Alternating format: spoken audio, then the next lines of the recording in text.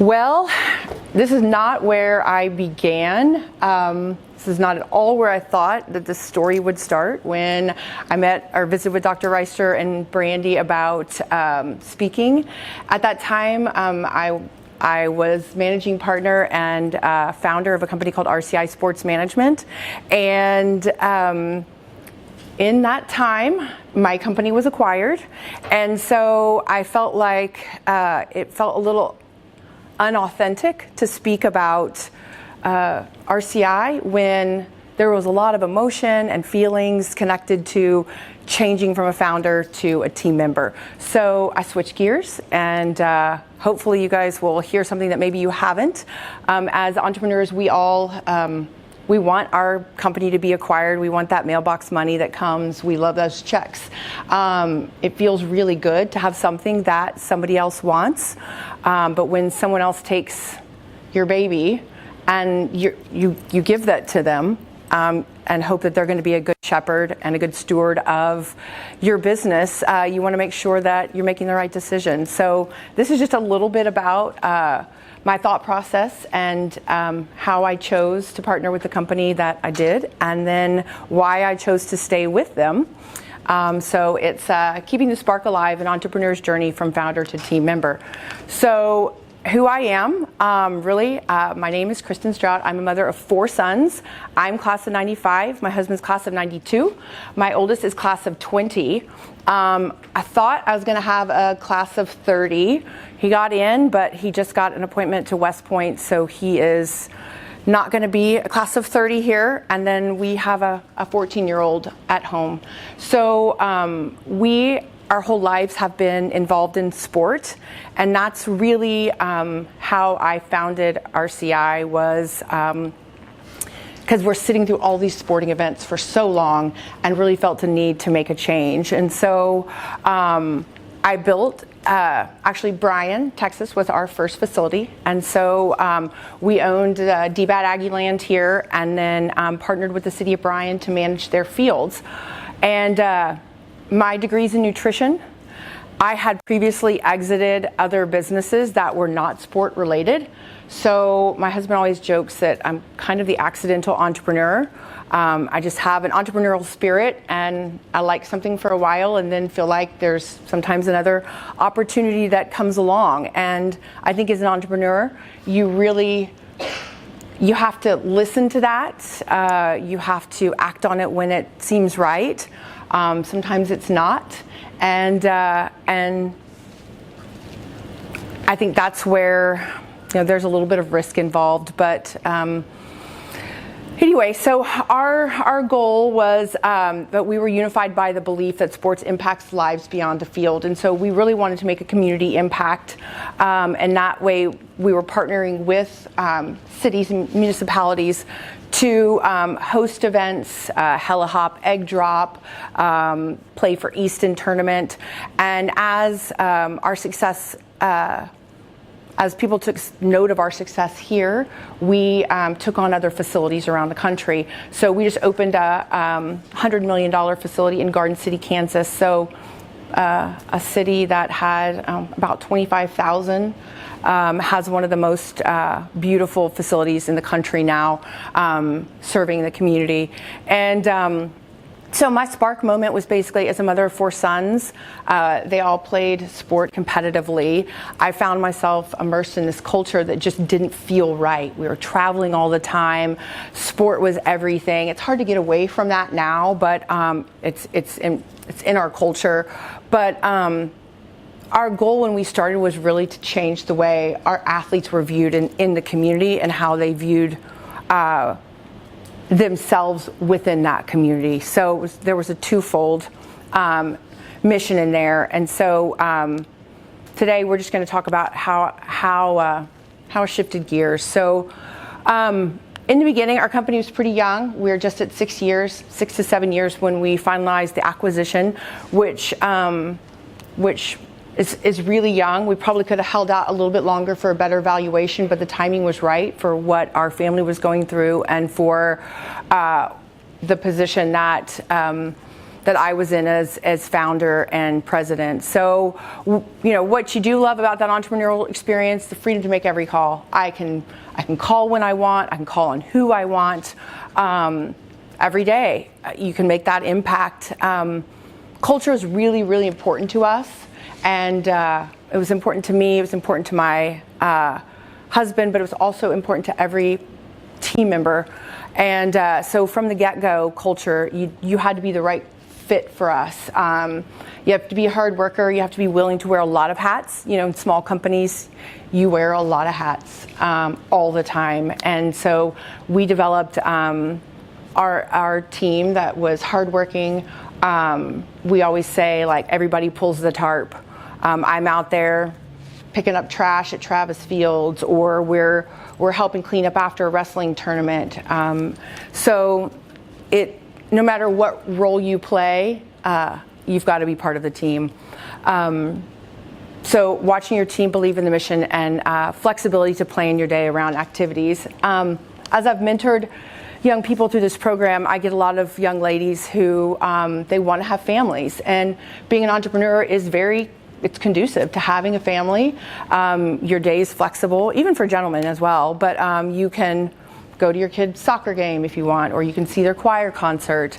So that is nice. And you've got a lot of flexibility, but it leads to a lot of late nights. If you head out to a choir concert, there's still work that has to be done.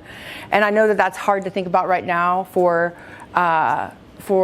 you guys when you don't have kids at home, but that work-life balance is important as an entrepreneur, because we tend to push that envelope a lot.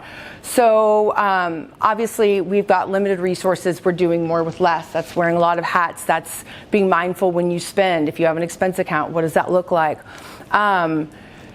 Scaling, I think that's probably the hardest thing that small businesses do, or young businesses, to scale. And for us, the tipping point was 5 facilities. We sat at 4 management agreements, and it was just hard to get that fifth one in without expanding our team so much that it was a burden on our payroll and on our expenses.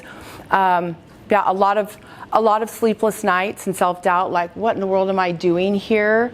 I'm just a spectator in sports. How am I running a multi-million-dollar business, and why? And loneliness at the top, that's real.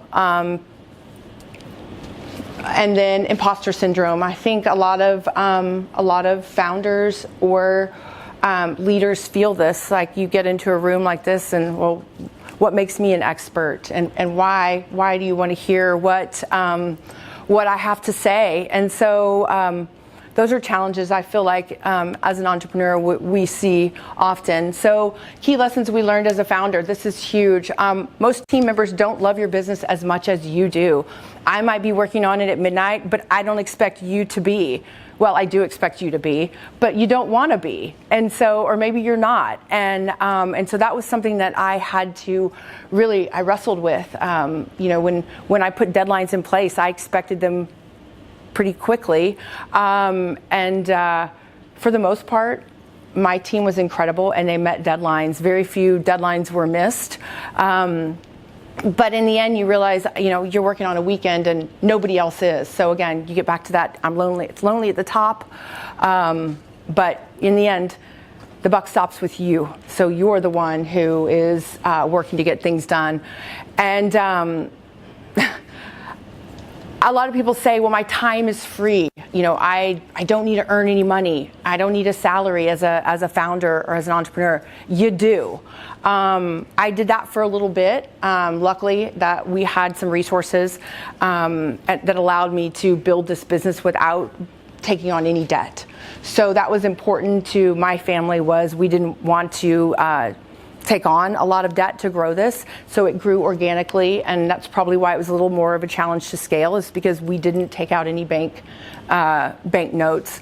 The beauty of it is all of our staff worked in whichever facility that we were in, so our overhead was super low. Our headquarters was here, and it's modest, and so we were able to work on with operating expenses pretty low, but not everybody's able to do that.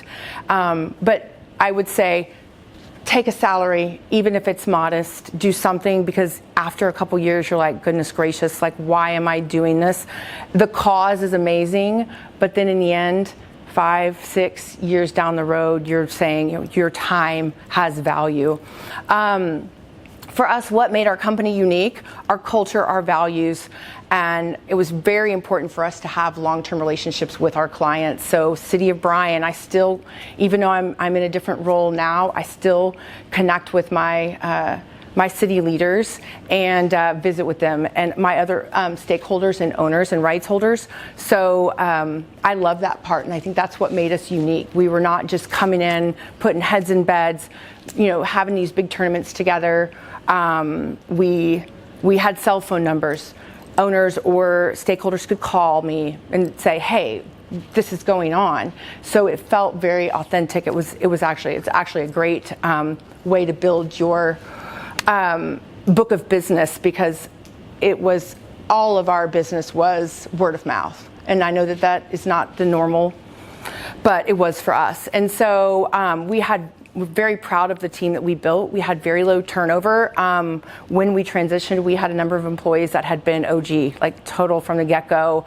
I hired them from A&M through the sports management program and the master's in sports management. So we had a lot of development and growth with our team members, because that's what I love. I loved pouring into young people and growing young leaders. And so I had a lot of one-on-one opportunities in the beginning. And then when I shifted and our company grew, I didn't have as much time to do that. So I had to hire in the middle to and delegate that to others. And that's definitely a challenge for me. So the decision to be acquired, it was never on my radar. We were actually, just to be completely clear, we were eating at a little diner, visiting West Point, and it was like a July 2nd, and I get an email from a company that says, hey, we're interested in visiting and acquiring RCI, and I never thought about it, but I knew that our company had value. I just didn't really think about it. So about a week later, I got another one from a different company, and then I got a third one. And the youth sporting business is a multi-billion-dollar business and growing, and it's the only one that was recession resistant during COVID and previous recessions. And so we still saw growth during COVID in youth sports.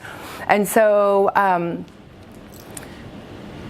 there's a lot of growth there, which I never really thought about, because RCI was my identity. It was what I had grown, and it had almost become who I was. Don't let that happen to you either. And so I started to field all of these emails, and I just thought, you know what? There might be something to this. And so I started to consider, okay, well, what does that mean for us? Where are we having problems, obstacles? And we realized that we were not growing organically. We were going to have to go out and start doing RFPs and RFQs, which are very, so a request for proposal, request for quote, they're heavy lifts. They're a lot of work. Our staff was relatively small, and so to go out and do 2 weeks worth of work and spend $10,000 to go for our team to walk around a potential site, it was a heavy lift. And so we had to make some decisions on a no go on RFPs, and we did a couple and we didn't get them. And so we were like, goodness, we did 2 weeks worth of work. We spent all of this money and we didn't get the work. We didn't get the job or the management agreement. And so we kind of started thinking, well, goodness, what does our pipeline look like? How are we going to continue to pay payroll? How are we going to continue to grow if we don't have any new management agreements? Luckily, all of our management agreements were 5 to 10 years. So we had lots of agreements in place that were just they were just, say, feeding the dragon, but they were paying and covering expenses. But we knew at some point in time, they're going to run out. We're going to run out of time on those. So we needed to have just a rolling book of business. And so resources and scale, we kind of knew that we needed help with that. So we either were going to have to take out some bank money, take out a loan to scale, or we were going to have to figure out another way to grow. So for us, market position, staying competitive required more firepower. So what's interesting about the youth sports and facilities management is the company that I'm with now, sports facilities companies, they are the market leader. They're the industry leader, but yet they just manage 5% of the business. So it's crazy how fractured sports facilities companies in general are across the U.S. So you've got Rev Entertainment, you've got lots of mom and pops, you've got people who may manage 5 or 7 venues, you've got property management companies that also work. They may manage hotels, but then they dabble in sports facilities as well. And so it's hard to stay competitive, because if somebody has another opportunity or a little more money, or maybe they just know the right person, they're going to get that RFP over you. And so we struggle to continue to stay competitive in that market. And so for us, what we looked at in a partnership was first culture. We wanted Christian founders of their company. We wanted their CEOs to still play a role. They're partners. We wanted to also look at the way they take distributions and how they retain earnings. Do they retain earnings and put them back into the company? Is the company growing? And how do they do business? How do people think about them? Are they well regarded and respected within the community? And so with those 3 emails that we had, one clear leader continued to just rise to the top. And so we decided to lean into that a little bit more. And then it took us a little bit. We had a lot of one-on-one calls with the CEO, with partners. We visited their facilities. We talked to people who had management agreements with them. We wanted to hear from their clients. We wanted to hear from their team members. We wanted to hear from the partners. So just to give you a little bit of a timeline, we started the discussion in early July. We just closed January 5th, and we just announced February 12th. So this is really fresh. And it took a long time, longer than I thought it was going to take, because I had my side buttoned up. But we had a lot of things in there that you just don't think about in a due diligence that we'll talk about in a minute. So it's important to find the right fit. You're not just looking for a check. So this was just something that resonated with me, because I'm feeling this now. When I have people call me, I'm like, well, I'm not the decision maker anymore in that role, but this person is. And so sometimes if it's a problem, I'm happy to say, oh, hey, call so-and-so. But sometimes I miss those relationships, and I miss the ownership of solving a problem. So making the decision, this is where I feel like I didn't want to sell, because again, it had become my identity. When I introduced myself and somebody asked what I did, I said, I own a sports facilities management company, and we manage youth and recreational sporting facilities across the United States. Like, bam, easy. And now I'm like, well, I'm in business development for the largest sports facilities management company in the United States. And so it's a little different, but I love it nonetheless. And so I had to look at, okay, this is where my heart is. But when we started looking at numbers, numbers don't lie. That is data. That is, you look at that spreadsheet and you're just thinking, okay, down the road, how are we going to make this work? It's important. We're making a difference. How do we grow? And so we had to really look at, when does money run out if we don't have X or Y? And so we had different scenarios in place. Luckily, I had a really talented team. We had pro formas and projections, and we looked at all of our incentives down the road, and we made sure that we were financially stable, but we weren't growing at the rate that we really wanted to. And so honest moment, just really authentic fears, the loss of control, team uncertainty. What's going to happen to some of these team members who've been with me from the get-go. Where are they going to find a place? My executive director, who had become just my right hand, decided that she didn't want to go with that large of a company. And so she chose not to take a position and move on. And that's one of those things that you look at and you're like, I carved out an executive leadership position for her, and it wasn't the right choice for her. And so those are things that you, when you're looking at the way you're, again, not everybody loves your business like you love your business. And so a lot of gut checks and eye-opening moments. And again, it had become who I was to some extent. And so it was important for me to say, okay, can I do this? What gave me some confidence is I had a lot of signals. We had some opportunities that presented themselves that were really well aligned and just spoke to me. Some of them were, God-like. Some of them were just right here in front of you, like you just couldn't deny it. And so we really started to believe that, and I say this is my husband and I, because at this point in time, we bought our other partners out. And so, and my husband's a physician, so when I say my husband and I, he actually had nothing to, because he's busy practicing medicine. So he didn't really, did nothing in the day-to-day operations except listen to me vent in the evenings. And so I'm grateful for that, but it was really things that just, I would go home and I would say, this happened. And he's like, okay, that's great. That's another sign that this is meant to be. And I got a call from the CEO. So this company has over 5,000 employees. So it's big. But you get a call from the CEO of the company, and you have a FaceTime with him, and he's as authentic and organic and amazing as you can imagine, and you think, wow, like it's inspirational. I want to work alongside this, him and his team and the team that he's built, and it's really a catalyst for inspiration as an entrepreneur to see, well, gosh, how did you scale?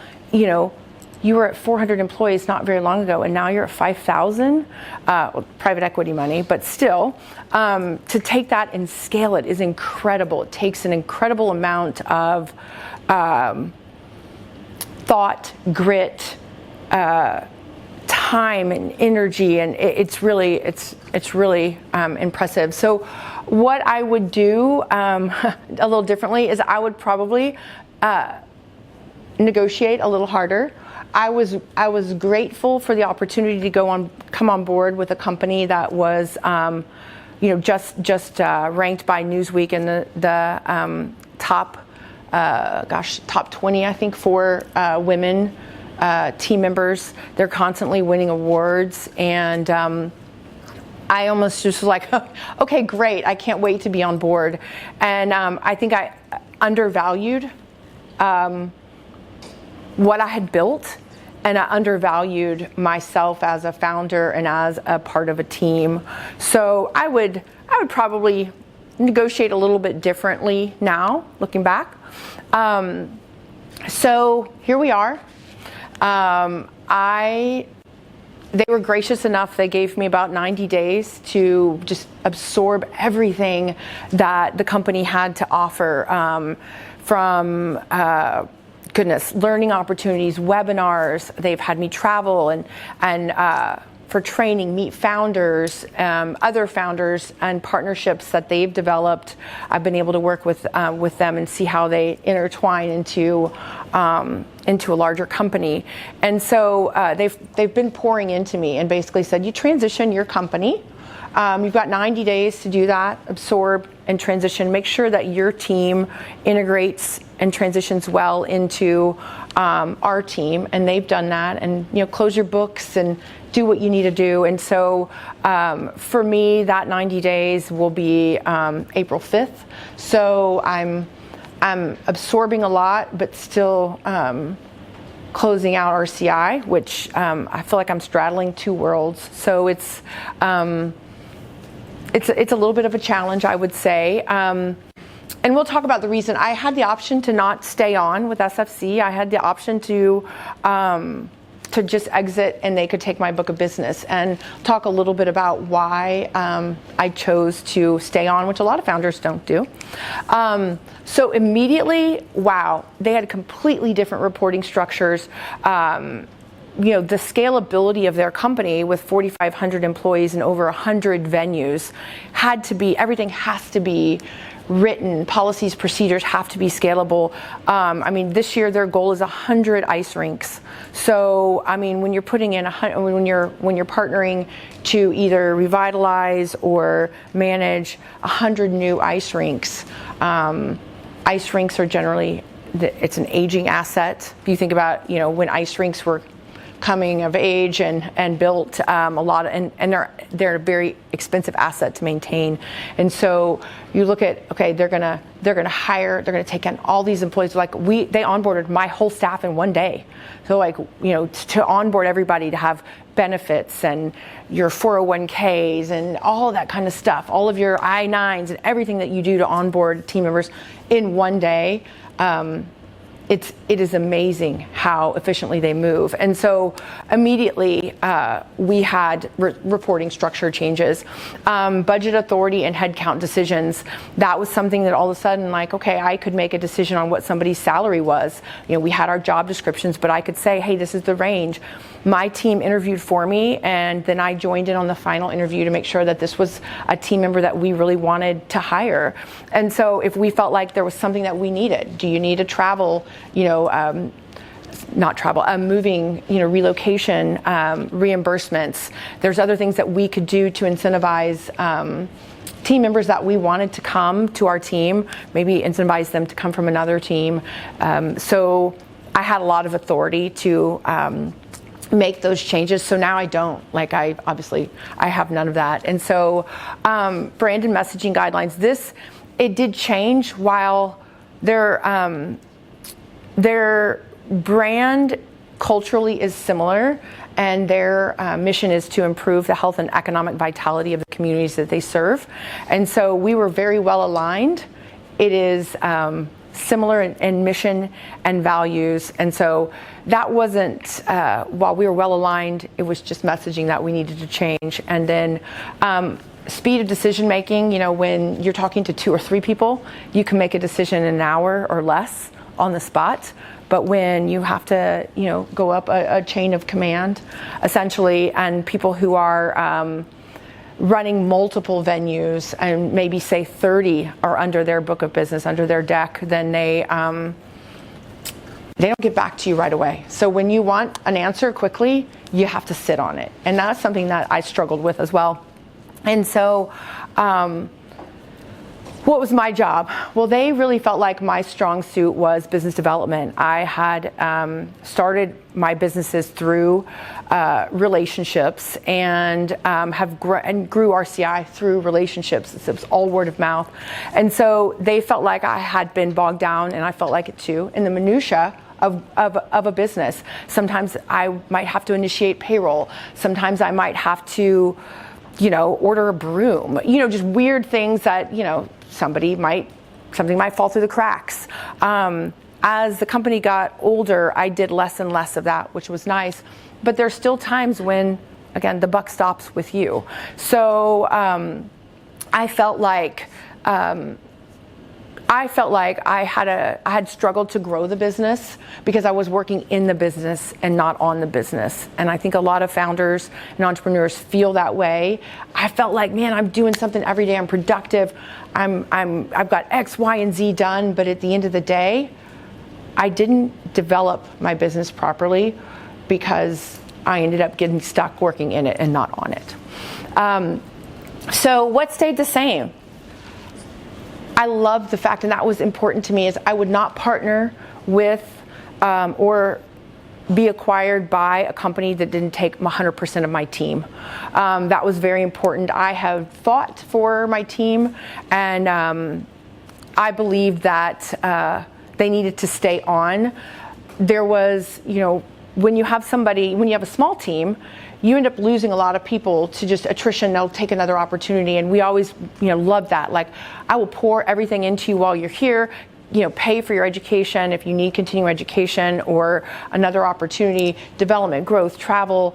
And if you need to go fly and spread your wings somewhere else, I will be the first one to, shake your hand, give you a hug, and tell you best wishes, good luck, and really mean it, because I think that you need to have different experiences to really, one, maybe figure out where you want to land, but also, not every company is the right fit every single time. And so you just gotta make that decision. And so for us, it was important that they take everybody on and that they have development opportunities. So one thing I loved about SFC was that with 4,500 employees, their first hires are internal. So when you look at some of the management and partners that have gone through their company, many of them started as general managers. They went back, they got a master's, then they just continued to apply themselves, take other opportunities within the company, and they have stories like that all the time. And so what that showed me was that my team members would have a trajectory, they'd have development, they'd have an opportunity that was, not just me. I mean, there's, 2,000 people that can move, or 4,000 people that can move within that company. And I felt like with my company, with 38 people, that where are you going to go? When you have somebody who is younger and hungry and smart and really wants to work hard, well, she's right below me. Where is she going to? What's she going to do?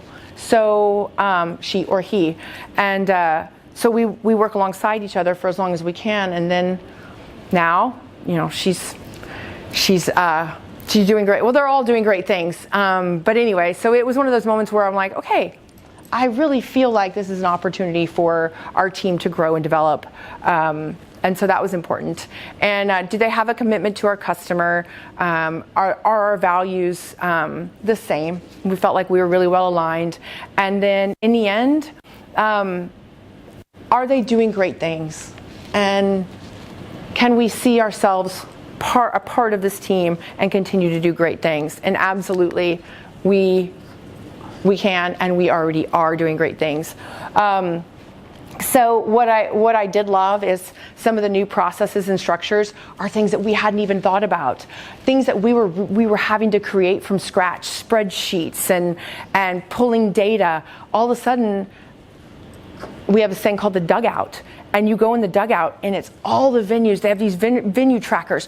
Like their spreadsheets are already built, so the cells are correct, and the data is correct. So if you want to look at a pro forma for a similar size facility in another state, I can look at 5 of those in less than 2 minutes. Where with my old company, we'd have to get in, we'd have to either find, feasibility studies, we'd have to scratch around the internet or ask around, and generally took a couple days. So now, as far as what we can do everything so much faster. And for the most part, it's already been done. So we're not recreating the wheel. So what I found is that it's a lot easier for me to make an impact when I'm not reinventing the wheel. And my team isn't doing that either. We are able to take processes and procedures, execute quickly, and then do what we need to do to grow business or serve our clients. So new stakeholders, who matters? I don't matter anymore.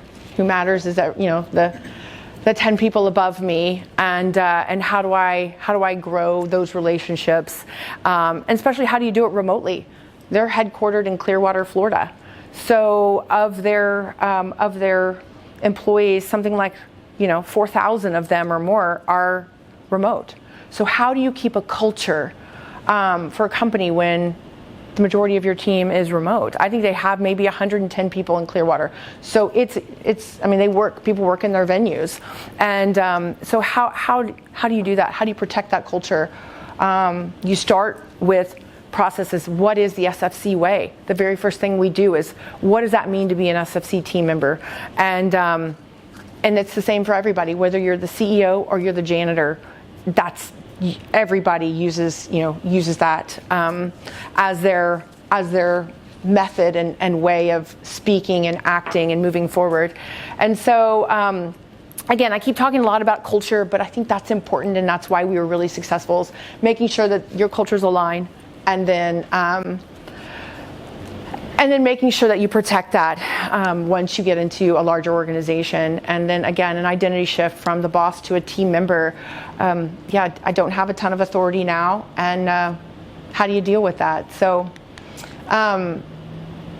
what it really means after acquisition. This is where I am now, and this is where I would see probably a lot of entrepreneurs struggle. So how do you move forward? Do you just take this right now as it is?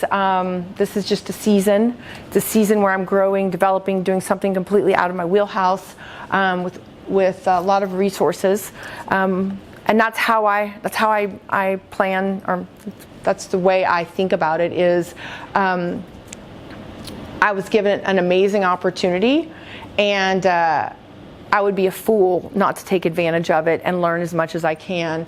And so right now, I'm really content not being the decision maker all the time, and there's something to be said for that. So again, that pre-acquisition spark, total ownership, built from nothing, sky's the limit. So yeah, that's great. It's great until you got to pay a payroll sometimes, and you've got to make ends meet. And so there's always a balance with that. Post-acquisition, you've got a much bigger platform, more resources, and a broader impact. SFC does scholarships. They do access waive fees for kids in club athletics. They build Habitat for Humanity houses. Like, they do things that we were never able to do just because we don't have those resources. They've been in business for over 30 years. So the partnerships that they've built are incredible. And to be a part of that is having to find spark and excitement in some of those things instead of just what I've built. So again, the shift from being my company to what I can do within this company, and that's really perspective. I think perspective is one of those things that we really don't take enough stock in. I feel like when you're ever stuck in a jam or having a problem or you can't make a decision, it's generally perspective. So if you can step back and look at it and reframe it, generally I feel like your perspective will change a little bit. And so it's really easy to be grateful right now. I don't have as many sleepless nights. I don't have as many challenges that I have to deal with. I'm able to engage with my family a little bit more. And as a mother, I think that that's something that I hadn't been able to do. I was always kind of occupied or stressed a little bit these last few years. And so I think that that's a wonderful shift in perspective. And so finding your new purpose, it's different. It's not less. It's just a little different. And so for me, maintaining autonomy where it mattered, this is sometimes a struggle because I am used to being independent and working on my own, and I problem solve on my own. So when my new company says, oh, it's self-onboarding, I'm like, oh, self-onboarding, I'll figure it all out. Well, I'm looking at some of these systems I've never heard of before, and they expect me to figure them all out. And going from PowerPoint to Digideck, or from a regular CRM to HubSpot, or using Civic IQ, all of these great resources and platforms that they have that I had to self-onboard and train. And so knowing when to ask for help is hard as an entrepreneur. Like, okay, I need help learning this, I need help. And then I think also the affirmation that comes from people who are like, oh gosh, that is so difficult. I wish you would have asked sooner. Oh goodness, great. Okay, I don't feel like such a failure. because I can't figure something out or I don't know it. Well, everybody's been struggling with that. So speaking up and advocating loudly for yourself, but advocating for your team as well. Again, culture is important. And then finding your deal breakers early. What I did love about SFC is they said they don't ever want to hear from any of their team members that they missed a family activity. I missed my kid's birthday party. I missed X or Y because of work. Now metrics matter. They expect you to get your work done. You've got hard deadlines and you've got sales goals, but you figure it out and then you still make your kids' soccer game, whatever it might be. And so it is family first, but again, when you have a business that has 4,500 or more employees, you still have to generate enough revenue to pay for that. So connecting and evolving, building genuine bridges with new team members. This is really hard when you live in Amarillo, Texas, and your team is in Clearwater, Florida, and you would love to go hang out with all of them in sunny Florida, but instead you're in windy Amarillo, sitting in your home office. It's hard to connect. And so you have to make an extra effort. Not everybody's new businesses are remote, but mine happens to be, or your business opportunities. And so for me, I've had to work really hard at that. And I would say that's something that is a challenge for me still. Learning the new organization's language and priorities. Word tracks, like they speak, many of them are subject matter experts. They've been doing what they've been doing for 30 years. They've been in public-private partnerships, private partnerships, municipalities. And when you listen to them speak, again, it kind of comes into that imposter syndrome. I don't even know what you're talking about. Literally, like I would be on a call and I would have to look it up. I would be, on Zoom and then Google, what is this? What is this? And it's amazing. It's humbling when you realize, well, I've been doing this and my company's successful, but I have no idea what they're saying. And so it's been a new experience, not just in the language, but just in the amount of knowledge and resources that they have. So this is important to me, is that being able to contribute. And for a while, I really felt like I was in this place where I couldn't contribute. I didn't know enough about the business. I was exiting out of my business. I didn't know enough people in the company. And each day, some days I didn't even have any work call. I had nothing. So I was learning to prospect, which is hard for somebody who's had deals fall in their lap. I had to go out and I had to find business. I have to seek business. And to learn to prospect, it's an art. And so Dr. Reister, just holler at me if I need to go. I'm like, okay. So that's something, gosh, this has gone so fast. Wow. So had to let go gracefully. So letting go of control isn't giving up, it's making room for something bigger. So lessons for future entrepreneurs, what I wish I'd known. These are some red flags. So again, culture, not only talking about price or cost, thinking of you as an asset and not having a significant value. If they can't explain to you what happens in your role, what are you going to be doing? Are you just gone? And then if there's a lot of pressure to close quickly and you feel that, it's probably not a great idea. Probably a red flag. Have they done other deals like this? They'd had many other deals like mine before. Do they ask real questions? Do they want to know who I am, who my family is? Those are really, those were important to me. And are they going to take my team on? And what does integration look like? How are we going to fold into your organization? And then have they done that successfully? So again, a lot of these I've really spoken about. Being honest, negotiating, and everything. If it's not in writing, it didn't happen. Plan for the first 90 days, how to wrap up, and then dive into the new company. And then when your acquisition makes sense, again, if you're trying to grow your evaluation and you want to get more for your business, or maybe the timing is not right to work for somebody else or to exit your business, then don't do it. It's your business. Again, the due diligence process takes so much longer. I really thought we'd wrap up in a couple of months. No, it took half a year. And like I said, I didn't talk to my team a whole bunch because I knew that they would get a little emotional and maybe freaked out a little bit. And so our goal was just to kind of keep going and until it was done and in writing. and then we shared it with our team. So I think the most important thing on this is your identity as a founder is not the same as your value as a person. And so as athletes, so some of you guys may have been athletes, my son was an athlete and had a career-ending injury, and so we tend to connect so much of our identity to what we do and not who we are. So currently I'm in a very different role, and I love it. It's really stretching me and making me grow, which is great. I do miss leading a team, but I think I'll land back in that at some point in time. What I think I didn't do was really understand how it would impact my head and my heart. And so I think that I wish that I had either done a little bit more research or talked to other founders who had exited out of their businesses, because I was wrong on that. And why I'd make the same choice again, I would do it 100 times over.